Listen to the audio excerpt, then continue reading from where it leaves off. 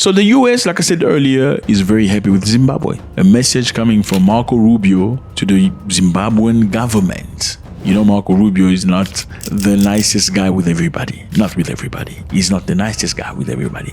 He's very strong, very firm. He looks after the US interest. Marco Rubio is the guy that said the South African ambassador must leave because he's anti-American and anti-Christian. He must get out. He's not the right person. That's Marco Rubio for you. Now, Marco Rubio is happy with Zimbabwe. Now, you got to ask yourself a question. How was Rubio not happy with South Africa? He was not happy with Lesotho, not happy with students studying in the US, but he's happy with Zimbabwe. Well, that's very interesting. Fellas, is it okay to be bullied while you're training to be strong? Let's say somebody's bullying you and you just shut up so they don't break your jaw. You go train as much as you possibly can until you acquire the knowledge, the technique. Then once you're strong enough, you say, don't bully me no more. Let's fight. Is it possible to learn a craft until you're strong enough and you can stand your ground? Or even by the time you learn the craft, you will carry with you the fear that you had a long time ago when you did not have the qualities and the craft. Like, if you're scared of somebody when you feel they're bigger, stronger than you, you don't carry the fear with you when you get stronger and bigger. Do you let them bully you in the meantime while you're in the process of getting better and stronger? Okay, interesting. Now, the United States of America is very happy with Zimbabwe. Well, yeah, you gotta ask yourself a question. Why is America happy with you? As the nation celebrates its 45th independence anniversary, the United States has expressed a keen interest in strengthening economic ties with Zimbabwe. You gotta ask yourself questions. The country celebrates 45 years anniversary on Friday, with the main celebrations presided over by President Mnangagwa. U.S. Secretary of State Marco Rubio extended warm congratulations to Zimbabwe on its Independence Day commemoration, acknowledging the resilience, determination, vibrant spirit. Oh my God, vibrant spirit of the people. He said the U.S. aims to deepen its relationship with Zimbabwe, focusing on economic cooperation and shared democratic values. Share the democratic values in Zimbabwe. Something's not right. Yeah, something's not right. Do you feel like something is not right? You want to know what it is, right? Just say it, Zack. Just say it, right? Now he says this. On behalf of the government of the United States, I congratulate the people of Zimbabwe as you celebrate the 45th anniversary of your country's independence.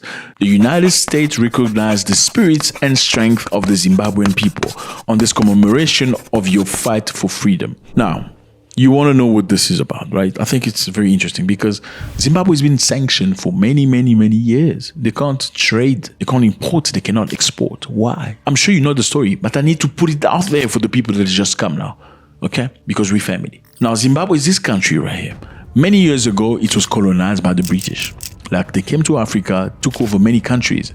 The British took Zimbabwe, and the British discovered that Zimbabwe's land was quite fertile. And many of the British farmers started farming in Zimbabwe. They were producing the tomatoes, the potatoes, the bananas, and you name it.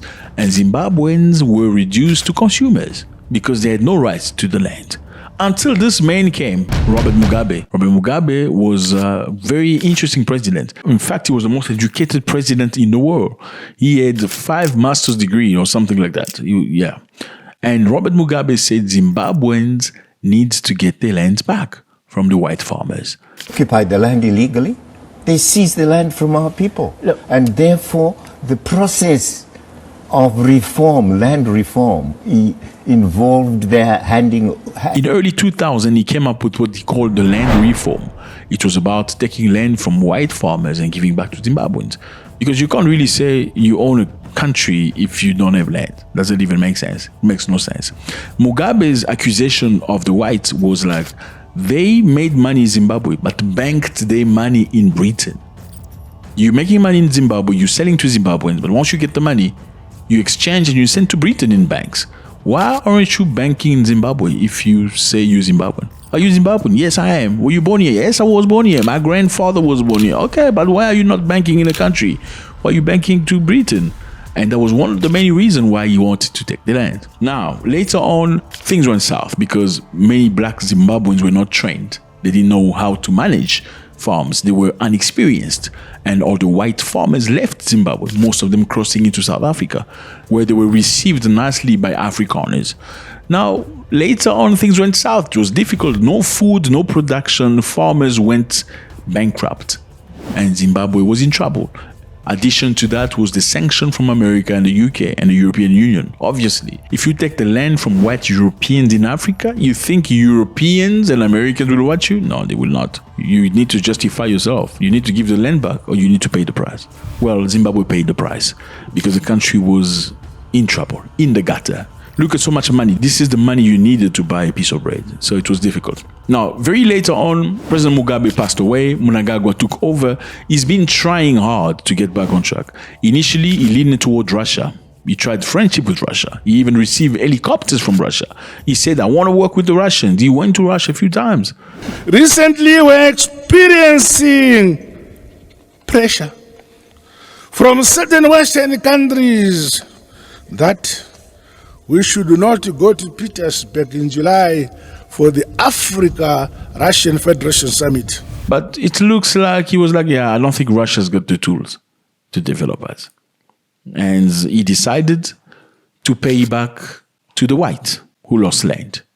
He offered $4.5 billion to the farmers that lost their land through Mugabe's regime. And obviously he said, no, this is not me paying back for the land. This is just paying for the improvement the whites made to the land.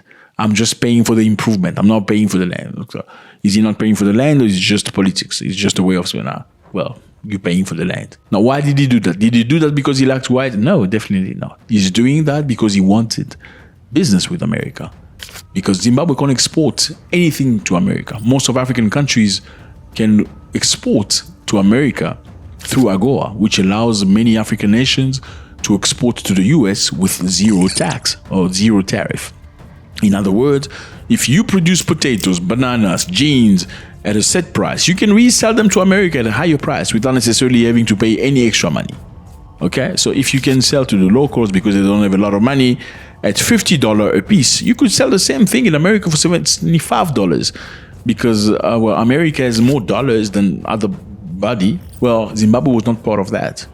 Now they're trying to find a way to be part of the global market, and Marco Rubio clearly is very happy with what Zimbabwe is doing. United States of America very lately pronounced 18% tax or tariffs on Zimbabwe. Zimbabwe said, no, we're not tariffing you. We're not making you pay. You can come for free. You can still come. America said, well, you're going to have to pay 18% if you want to come by me. Usually you would expect somebody to be angry or to retaliate with a tax or tariff. No, Zimbabwe didn't do that. Zimbabwe said, no. Do you think Zimbabwe should have continued resisting? Because are they not within their rights to claim their land? Okay, so the people that were born of the whites that took the land, do they have the right to own land? Because if Zimbabwe is everything they've known, are they strangers in Zimbabwe? Is what's being done fair on Zimbabweans who should be naturally the land owners? Now, is taking that away from the whites without any compensation fair?